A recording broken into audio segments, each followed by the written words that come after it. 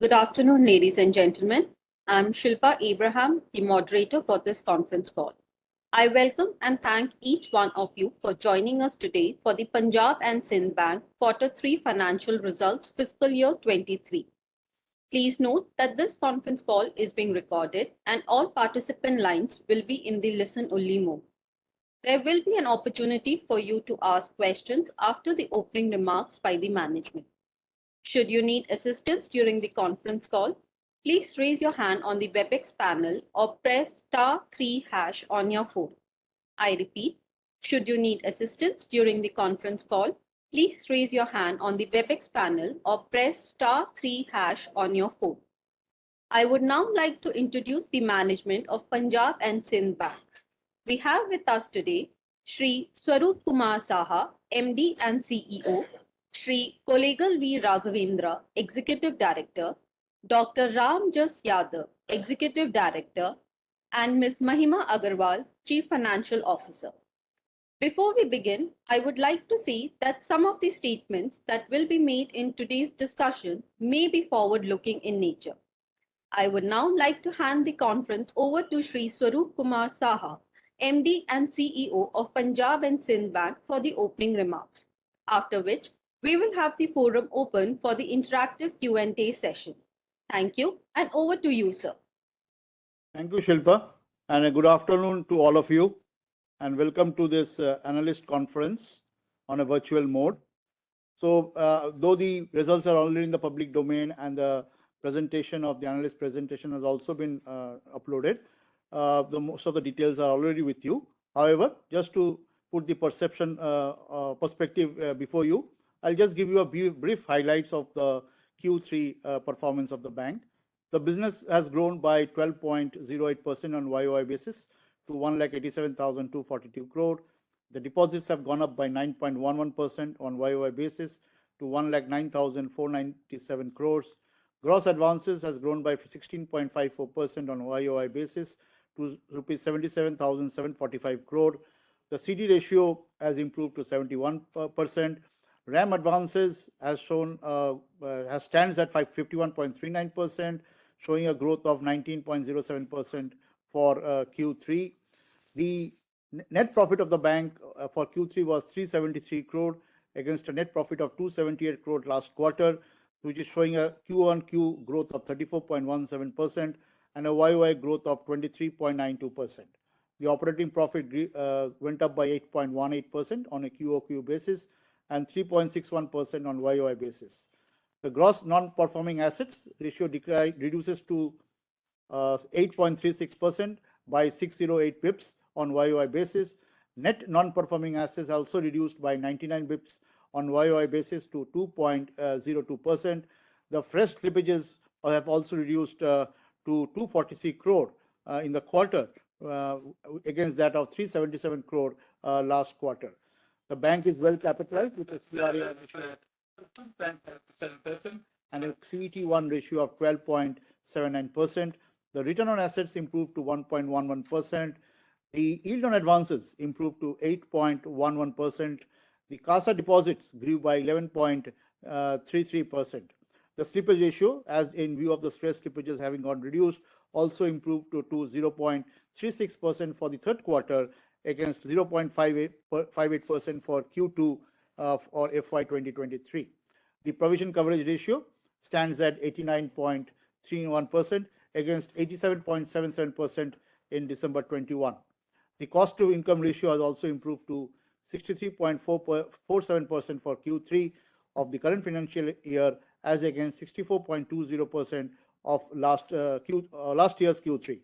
The same was 65.30% for the quarter ended 30th September.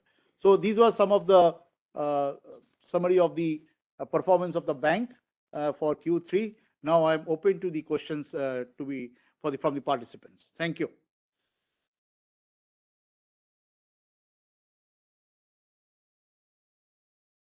Thank you, sir. Thank you, sir. We will now begin the question and answer session. Ladies and gentlemen, we will wait for a moment while the question queue assembles. Anyone who wishes to ask a question may raise their hand by clicking on the raised hand icon on your WebEx panel. For those who have joined us via audio call and wish to ask a question, please press star 3 hash.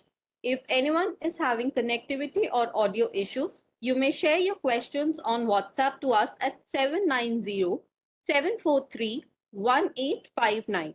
I repeat, if anyone is having connectivity or audio issues, you may share your questions on WhatsApp to us at 790-743-1859. Before asking the question, I request you to please identify yourself and your organization. Request you to please limit your question to two per participant.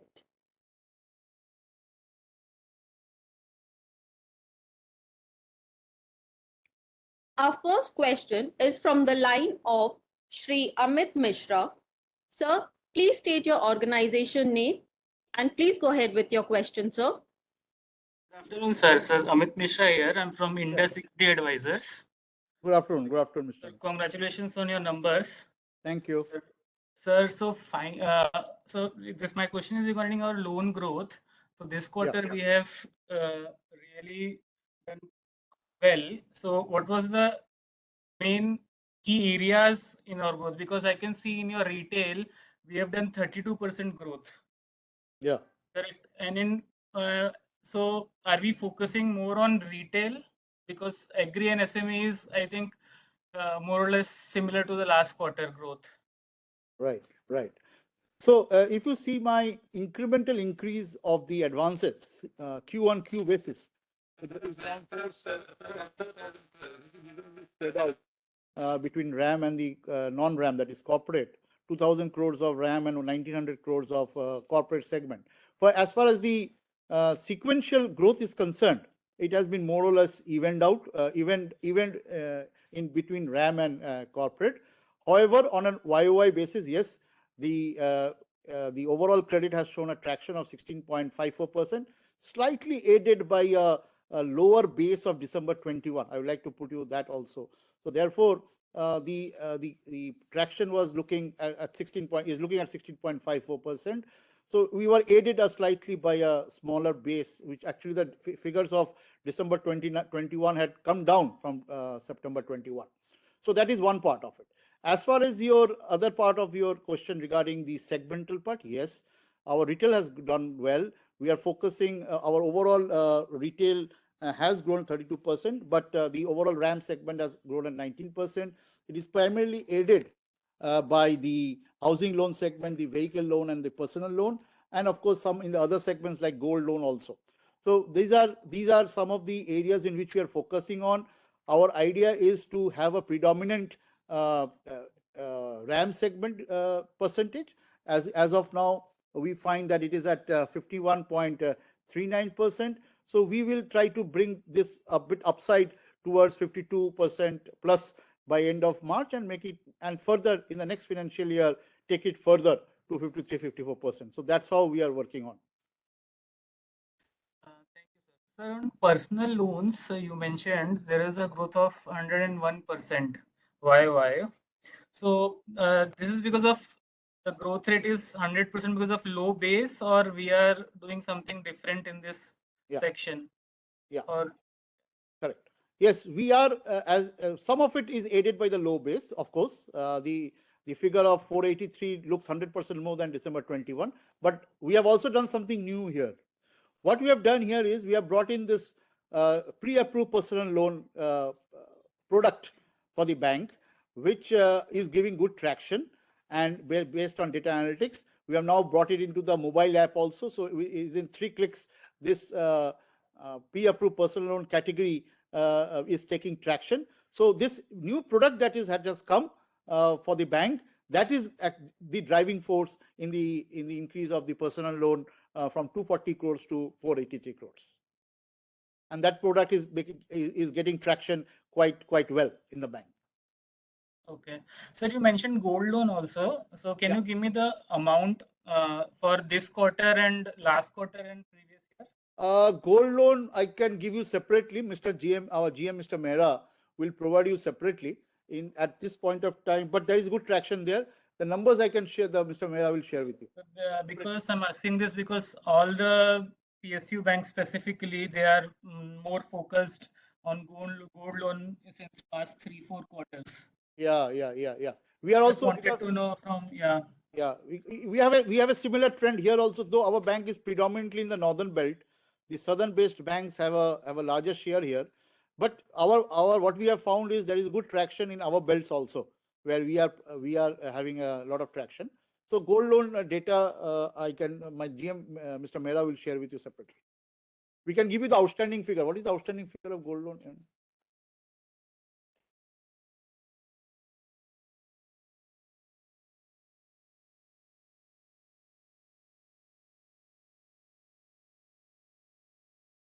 Agri gold is 276 crores. The agri gold. Rest is retail. And rest is retail. Yeah. Okay, sir. Okay. Sir, my next question is, what is the cost of deposit, average cost of deposit for the quarter?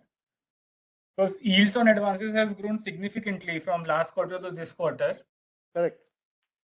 Yes, I think cost of deposit also we have a 3.86. The cost of deposit. There's a slide also towards that. Tell me the slide. 18. Please refer to slide number 18. The figure is I'll just correct myself. Figure is at 4.66, and cost of fund is 3.86. So, okay. Sir, can you give some guidance for FY24? Because you have given guidance for a full year, FY23. So, for guidance of what? guidance on credit growth and deposit. Sorry to interrupt. Please limit your questions to 2 per participants. Mr. Mishra, we'll come back to you. Okay. Thank you so much. We'll take the next question from Indus Equity. May I request you to please introduce yourself? Sushil Choksi from Indus Equity. Sir, what is the credit pipeline visible as of today? In terms of the overall credit portfolio, we are having quite a good number of leads here and work in process. So as of now, we are having around 5,000 to 6,000 of inventory within ourselves in which we are working on the corporate side. My understanding is based on your CD ratio. Yeah. And with the current market situation, is it not possible that we can beat the industry average by miles and take a higher market share? That is a call that we have to very judiciously take in the bank.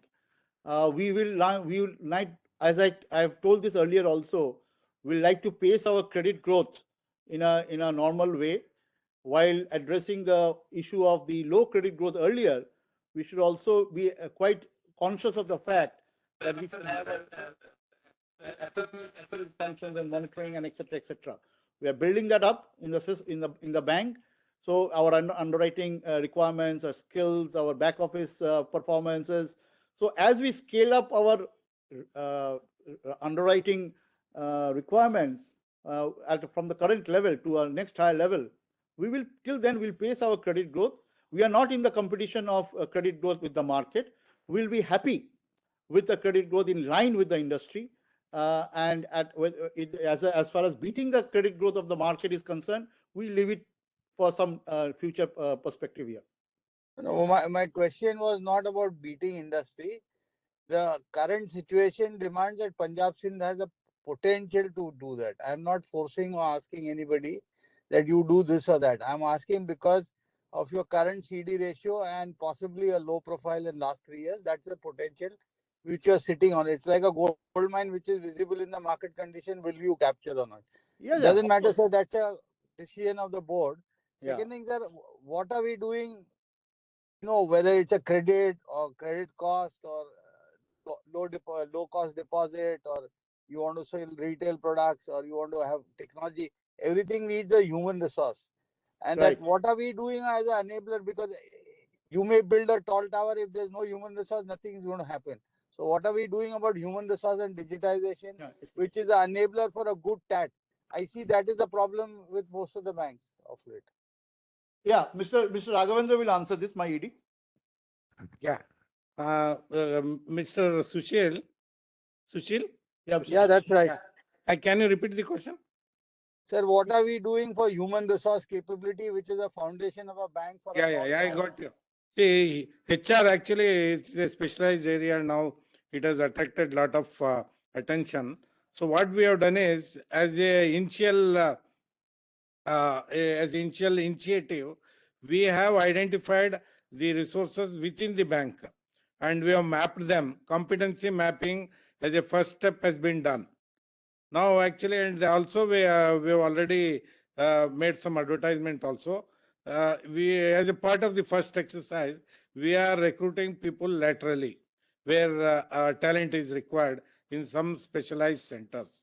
And maybe down the line, we will have to do an overall assessment, and we will have to do the competency mapping, training, as well as lateral recruitment.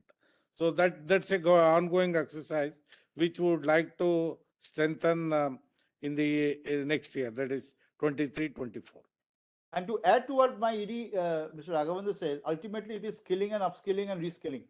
So those are important things for the bank where we are laying focus on. We are department to division by division, we are working on it. Our staff training college infrastructure has been is being upgraded. We have now got ISO certified on the quality part, and we are tying up with various other institutes like IIM Ahmedabad, Accelerate, Jamshedpur, and the various other top rated management institutes. We are sending people which are to make them agile, to make them versatile, and make them relevant in the current context. So you didn't answer my last question, which was part of that same on digitization. Yeah. So the digitization part is another important area. See, you must be aware, my any digitization, fast digitization will require a strong technological platform. So what we are undergoing is today, we are undergoing a Finacle upgradation from 7 to 10, which is somehow limiting my overall growth story in the digitization track. However, we intend that the migration should happen by June 23. But till then also, we are now focusing lots on the how the present system, the platform can hold new value-added services for the mobile app. So first of all, make the app stable. So my rating on the Google App Play Store has improved considerably to 4.4 to 4.3. Then my value-added services have started traction. The pre-approved personal loan is there. The online account opening is there. The lead generation through my app is there. Now we have introduced Digi Locker also, wherein the customer can get a statement and a TDS certificate through the app also. So we are upgrading, and also we are having an omni-channel sort of infrastructure for the users. So one experience for both digitally through mobile transactions and through internet banking. So it's a uniform experience. So as we go along, my technological upgradation, which is happening parallelly, my value addition in the digital arena will also pick up. We are now also contemplating what you call that e-renewals of MSME accounts and KCC accounts. So that will also save a lot on human resources and increase our productivity. So these are various pipeline things are there. The WhatsApp banking is there. The tap banking concept is there. So we'll bring this slowly as we move along. So what are the write back on provisions from? Basically, the recovery.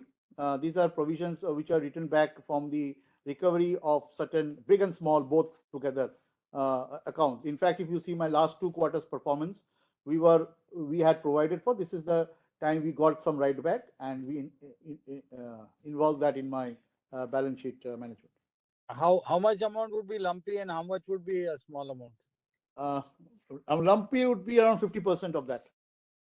And are you estimating any write backs in Q4 too? Yeah, sure. We see overall guidance for my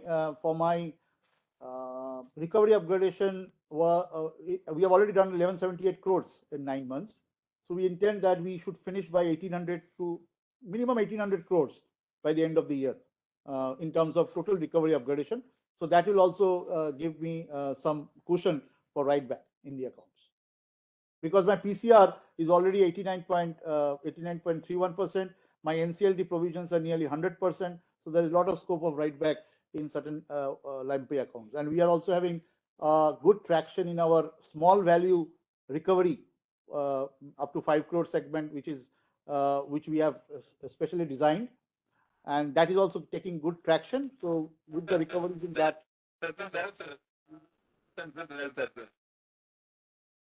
Thank you, sir. Thank you. And all the best. Thank you. Thank you.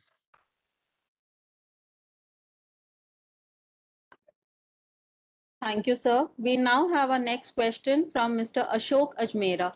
Sir, may I request you to please introduce your organization? Thank you. Yes, sir. I'm Ashok Ajmera. I'm chairman of Ajcon Global Services Limited. We are into the capital market and the equity research.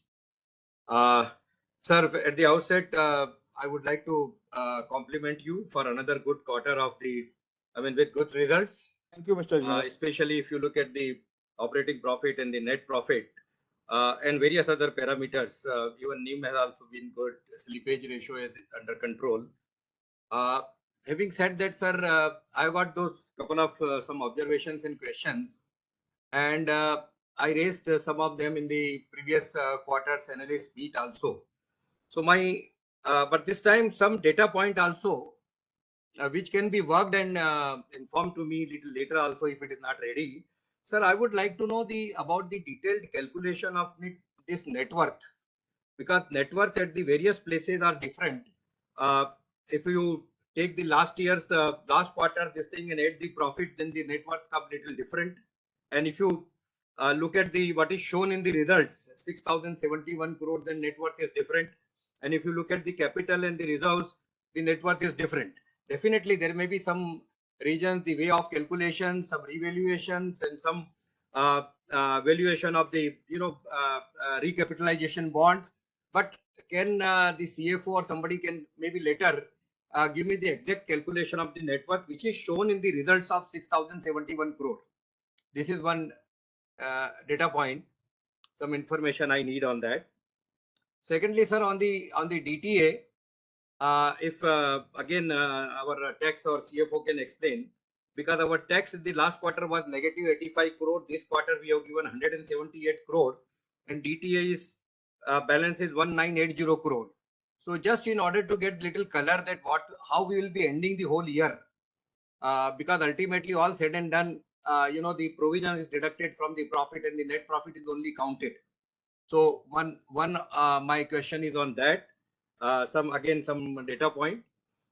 One is, sir, on this single fraud of 53.79 crore, note number 13, where the provision of 26.89 crore is made and 26.9 crore has been carried forward, to be provided in the next 3 quarters, or you may even provide in the next 1 quarter also.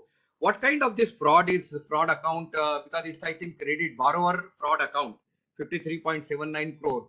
And what are the chances of some immediate recovery from that account, if you can? And in this round, one more observation and another question is on the overall credit growth. So we have been discussing about the credit, and last time you also gave the explanation that old legacies and you want to be careful. But time has come, sir, when our bank has already been re-rated by the analysts and by the fund managers and the investors across the country and the globe. So can we not go, can have little more ambitious plan on this front? Because both, if you look at the corporate advances in the RAM, the growth is just kind of negligible. So on corporate credit, when the bank of our size or double than our size or small, near to that, when they can grow at 20, 21%, 26% or 16%, why can't we have a roadmap where we can also have some good credit plans? And what are the worries for that? I mean, why can't we do it? So some of these my questions and observation in this round, if time permits, I will come back again, sir. Okay, thank you, Mr. Ajmera. The first two questions on the net worth and the DTA, Mr. Raghavendra or ED will answer. And then I'll take your third and fourth question. Yeah. Good afternoon, Mr. Ajmera. I'm audible? Yes, sir. Yes, sir. Yeah. With regard to your question regarding calculation of net worth, your observation is correct because net worth for different purposes is calculated slightly different. There will be slight variation, may not be largely different. You know that the net worth is calculated as paid up capital plus free reserves minus intangible assets. Yes. So actually we have two or three things. One is DTA, as you know, that DTA is an intangible asset which we deduct. In addition to that, while calculating the net worth, no, we have also taken into account the discount or the fair value of the zero coupon bonds. Therefore, that also differs every quarter. So we have deducted that. These are the main two components. And with regard to the horizon regarding DTA for Q3, Q4. So DTA for Q4 will also be similar that you know that we are seeing the operating profit and the net profit as a year as a whole. So therefore DTA may not be largely different. It will be on the same lines. So, sir, just coming back to that valuation part. So, valuation for the non-interest bearing recapitalization bonds is very substantial because if you take 2,000 crore of DTA and capital and free reserves are 14,654 crore, net worth is only 6. So, total 8,000 crore something is total difference between capital plus reserves, surplus and reserves and the net worth which is shown here. So, so the fair valuation deduction in the your zero coupon bond is almost about 3.5 to 4,000 crore. Yeah, it will be around.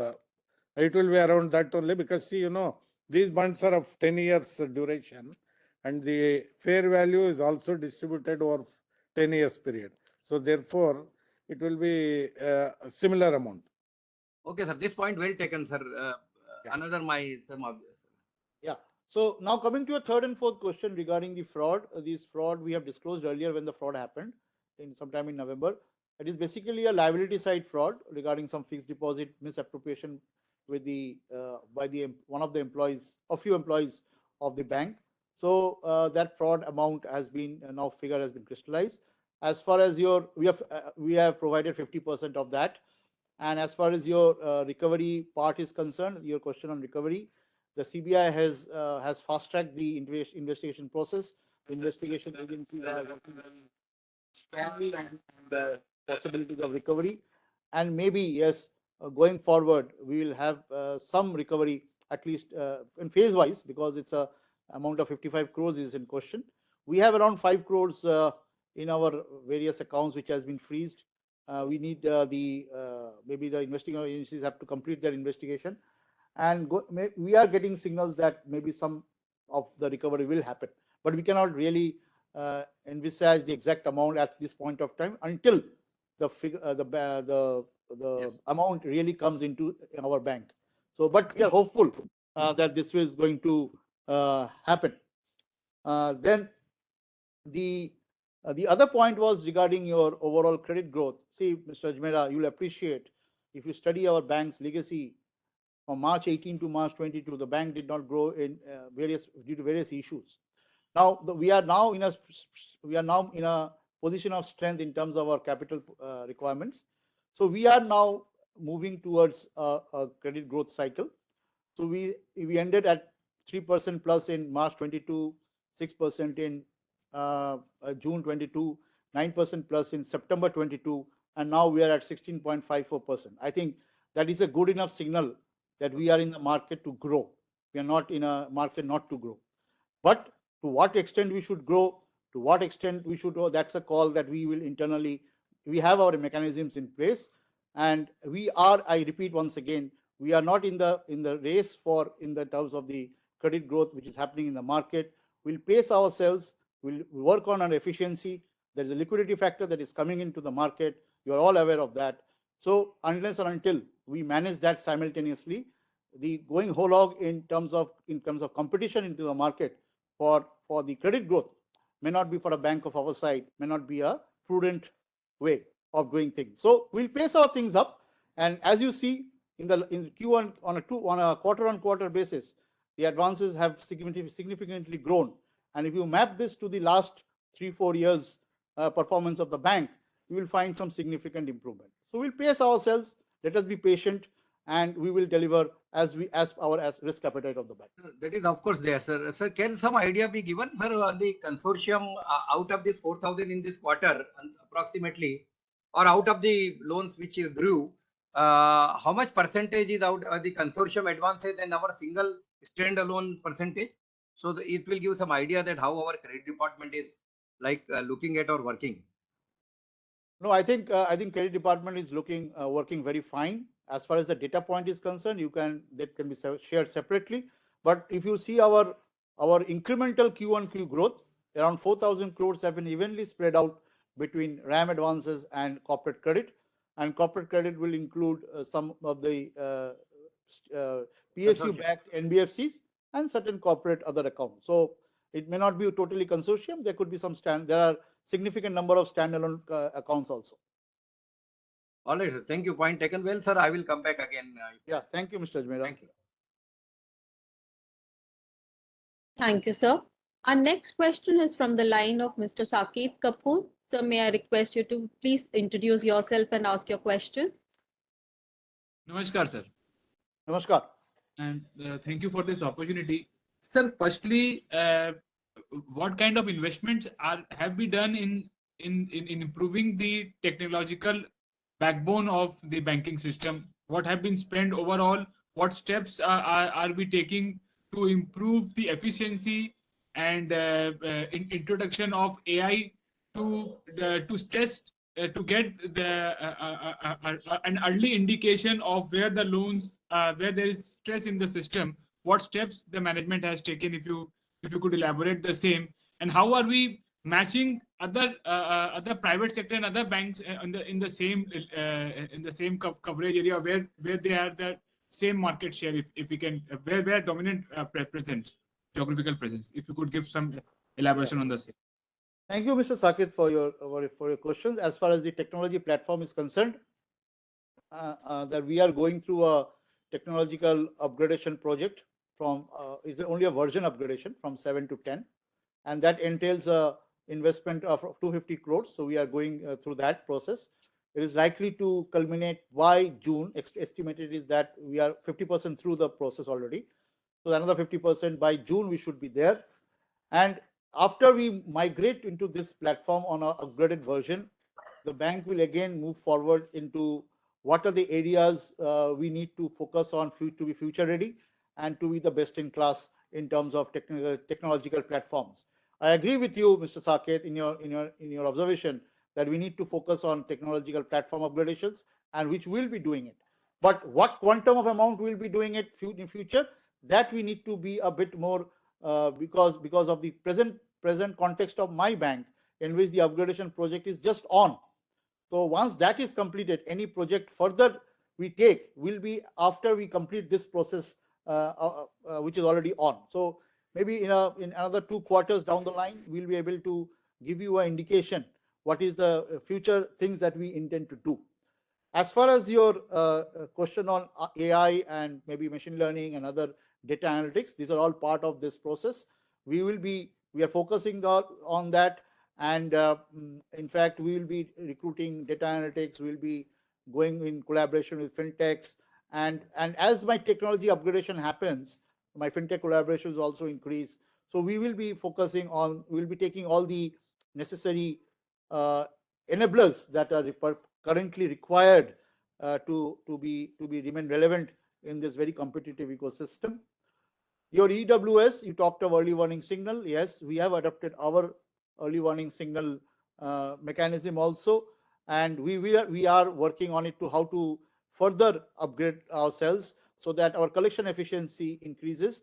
And in spite of the technological somehow a bit not updated so far, we are still having good traction in our improvement in collection efficiency, and that is where if you see my fresh slippages quarter on quarter has come down significantly from 377 crores to around 278 crores. So that is 249 crores. How much is it now?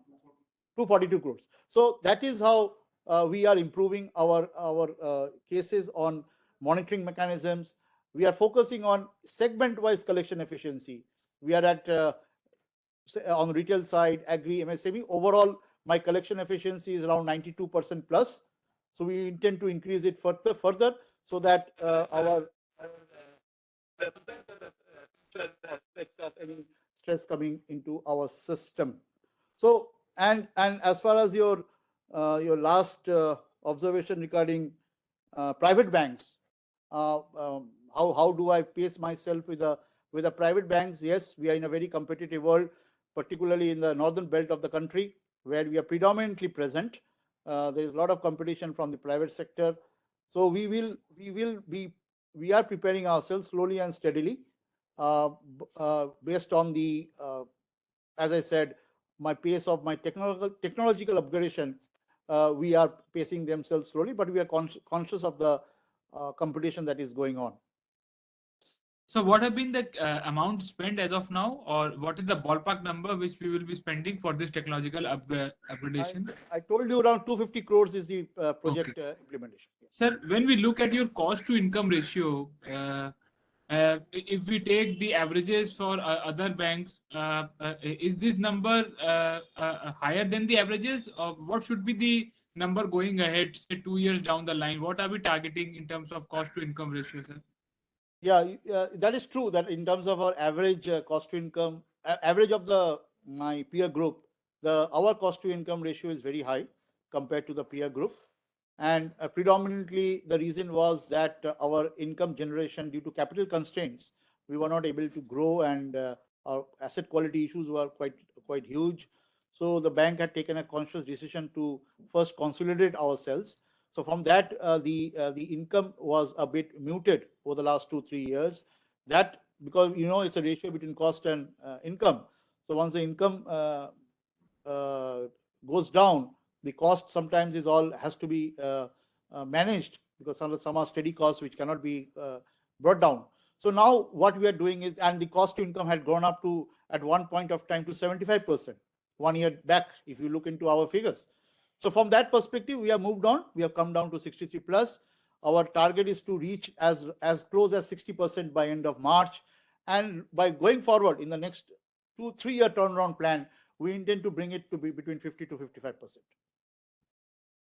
Lastly, sir, I missed your commentary on this reversal of provisions of around 207 crore and 71 crore, line item number 8.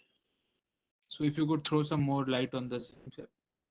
So the basic provisions were from the write back was due to the what you call the recovery that has been made in certain accounts where we had additionally provided for. So it was equally spread more or less between the big ticket ones and the smaller ones. So primarily, if you must see my recovery upgradation, that is constantly increasing, and it is more than my slippages. And my PCR is over 89%. It is still went further to 89.31% in the current quarter. So that is enabling me to have that cushion to write back on the provisions on those accounts where there is a recovery. And sir, can you quantify how many accounts have seen this reversal and which sector? It will be, the number of accounts would be spread. The small accounts will be spread across, because we have a non-discriminatory scheme of highest part, sir, out of this 207 and 271, what is the largest proportion and which sector it belongs to? One would be the infrastructure. One would be in the infrastructure sector, and primarily the infrastructure sector is what gave me the big ticket one, and a financial company. Right, sir. Thank you, sir. I'll join the queue, sir, again. Thank you. Okay, sir. Name could not be said. I can understand. Thank you. Thank you, sir. Our next question is from the line of Mr. Marcel. Sir, may I please ask you to introduce your organization? Good afternoon. Myself is an individual investor. My Good question afternoon. regarding in continuation of the last question of Mr. Kapoor that regarding this provision reversal 271 crore. So is it mainly from Srei International, Reliance Capital or something else? See, I told you that we cannot really disclose the names. No, Srei has not been resolved yet. So that is categorically what I would like to tell you. Okay. And certain infrastructure accounts, big ticket resolutions that have happened on infrastructure side and a financial company, we got this right back. Okay. Number one, yeah. And second thing, how much is the exposure to Reliance Capital Group? Reliance Capital. Reliance Capital, we don't have any exposure. Oh, very good. And this is and to Srei is substantial, right? Yeah, 1,200 crores. So like, is it fully provided or what? Yeah, fully provided. Okay. But because I recall that in this announcement submitted to the stock exchange, the gentleman has written some technical language that like it has been fully provided as per the prudential norms of the RBI. Like, see this, all the investor does not know that what are the prudential norms. So if you can direct the concerned person of the company secretary not to write such kind of this language, he can only say it has been provided 100%. So everything is clear. Otherwise, it's ambiguity. Okay. We'll guide the concerned person. Okay. Acha, this like next thing that like as I was just listening that okay that last few years the bank has been very much like in the consolidation mode. So for example coming to this March quarter or June quarter, what kind of for example this growth plan you have made, for example like in these 2 quarters, like whether the bank and more so because you have already taken a substantial amount from the central government. So I think this like equity requirement is fulfilled. Is fulfilled. So whether the bank can take off in the credit growth or not. First of all, we are well capitalized as on December, and we need not get any support from the government for funding our own credit growth. We estimate a credit growth of 15% for the overall financial year. So, and we feel that the overall growth will be to that extent, and the capital requirement would be capital that we hold would be sufficient. But still, as a matter of corporate governance or as a prudent measure, we are already disclosed to the market that we have taken a board approval for raising capital of 2,250 crores. So now we will be engaging with our investors community to have feedback, and we will explore raising of more capital through this mode in sometime in the current quarter or in the next few quarters in various tranches. But though our capital strength is quite good in terms of the present state of affairs, but we like to build buffers for the future in terms of various geopolitical situations that are cropping up. So we will like to keep ourselves much more future ready and create buffers for the future. So that is an option that we have, and we are working on that. And so like for the Srei, this expected recovery is how much? 40%? It is all work in process. No, we understand. Considering this like this present bid and the revised bid of so and so, I hope it is around 40%, 45%. See, it is very difficult to give you a number, ballpark number, how much would be the figure. But what I can tell you surely is that the traction on this resolution of these accounts are in a fast track. In the newspapers, it is coming off and on. What is the state of affairs? However, it is difficult because the bidding process is now on. Yes, you are right, sir.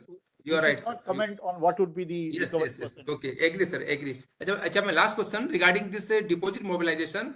We have seen in the market that there are many banks who have come out with some unique period deposit. Okay, like 399 days, 7.8% fixed deposit, or 499 days, and so on. And they have mobilized. Quite a number of banks have mobilized significant amount of deposit in that particular bucket. So whether your bank has also launched such kind of deposit or is planning to launch to mobilize more resources so that the growth can be more this made by the bank. Yeah, absolutely. We have also done the same. We have had products for 400 days and 601 days. Our USP product is for 601 days, where the rate of interest is as competitive as the industry. So we are mobilizing deposits in that, and we are getting good traction there. Apart from that, we are not only depending on the retail term deposits, we are also focusing on garnering low-cost current and savings account deposits, and we are targeting more and more salary accounts. We have made good progress in 2-3 places where we have opened bulk about 25,000 salary accounts of government institutes, employees of government institutes, and we are going to take it much more to a higher level in the current quarter and to the next quarter. So it will be a mix of both on the retail term deposits and on the CASA front. And we have also now brought in a lot of unique products for the bank on the credit card business, on a standalone health business, the life insurance business, on a bank assurance model. So all this will now enable me to market more and more good quality savings and current accounts. Yeah, very good, sir. Just like one contributory point regarding this current account. Like my small suggestion to you, please. I'm sure that like you are already and your team is already working on the subject. But like if you could kindly make it like this further segmentize it and like give some sort of target to each like up to the RM level that okay they need to broad so current account, because what your current account will get, it is the like short like entire amount is going to the profit. So I think the bank should focus more on this part, so that like the more and more current account can be opened, and his salary account also, like this like it's not only government sector but like even the private sector should also be targeted, because like nowadays even I am opening a personal account. I went to Indian Bank, and like I was so surprised that like the way he treated me, he said okay sir, don't worry, our person will come to your house to open the account. So I think if like the same personalized service can be provided by your all branches, and then focus on creating or this like opening more and more current account, will really put our bank into a faster growth, sir. So if you could if you could link it to their performance of all this this field worker and this branch manager and across the hierarchy, please. Thank you for your feedback. We'll work on that. Thank you, sir. I have one final question from Mr. Rohan, an independent investor. His first question is, any QIP plans to dilute government stake? Second, all banks are moving to digital first strategy. What is the bank's move towards that? And third, how is competitive intensity in credit or deposit side? All banks are well capitalized and going behind deposits. How is Punjab and Sindh Bank responding to that? Okay. See, I think the questions are already in some way or the other I have answered. But anyway, at the cost of repetition, we can say it once more. The bank is already has already taken a board approval for raising capital of 250 crores through a QIP or bond method over a period of 1 year. So we are working on that part. As far as the bank on the digital first, becoming digital first, as I said earlier, that the bank is going a technological upgradation, and we are in more than 50% through that. By June, we should be through in terms of our technological upgradation. Until then, we are upgrading our services through our digital app and bringing in more and more value-added services in the app, like opening accounts online, having lead generation in process, having a DG locker, pre-approved personal loan also on the mobile app. So we are also in a area where we are in the process of digital transformation. As my technological upgradation happens, this digital transformation will take traction. In terms of deposit mobilization, yes, as I said earlier, the deposit mobilization is being carried out in a very strong footing. We have given competitive rates for our fixed deposits, and we are focusing on salary accounts of individuals. The current and savings account CASA growth as a whole for the bank is still handsome at over 11%. I think this is a area where we are doing better than many other banks in terms of the growth story, at least. So the percentage of the part is that we are growing significantly in terms of my current and savings. So that gives us the encouragement that we can improve our low-cost deposit base. So overall, the bank has a lot of focuses lined up for the future. We are going to bring in the WhatsApp banking, the tab banking, the video KYC, various products. We have now, in terms of value-added services, value-added products, we have now gone into a co-branded credit card with SBI cards. We have opened up a third life insurance partner with Bajaj Allianz. We have got into a standalone health insurance business, bank assurance business with Aditya Birla Health. So these are some of various enablers that we are giving the customers for our future growth story. Thank you, sir. One last question from Mr. Vikas, independent analyst. Your main focus area has been the North region. How do you plan to expand to other regions? Yeah, absolutely true. The earlier it was more or less a northern belt, predominantly northern belt network. We are now have a plan for opening 50 branches by March 24. Out of that, 25 we have planned till the March of this year end. So out of 25, we've already opened 3. We intend to open around another 22 branches by end of March, and that will be on the other areas beyond the north, central, south, west. Those are the areas. And similarly, for the next financial year, we have a plan for opening another 25 branches to give a more pan-India network outreach.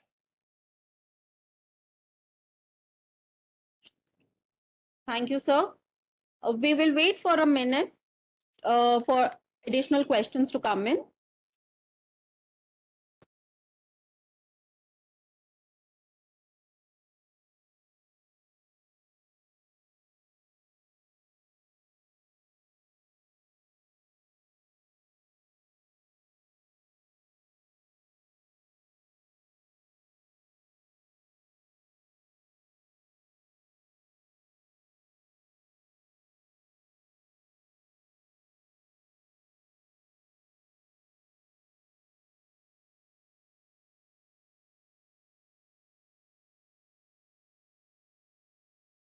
Thank you. As there are no further questions from the participants, we now conclude this conference. On behalf of Punjab and Sindh Bank, I thank each one of you for joining this conference call. Should you have any further queries, please reach out to Mr. Rohan Hegde at 982-067-0345 or rohan.hegde@densu.com. I repeat, should you have any further queries, please reach out to Mr. Rohan Hegde at 98206-70345 or rohan.hegde@densu.com. Details are mentioned in WebEx chat and the media invitation sent to you earlier. You may now disconnect your lines. Thank you. Have a good day ahead.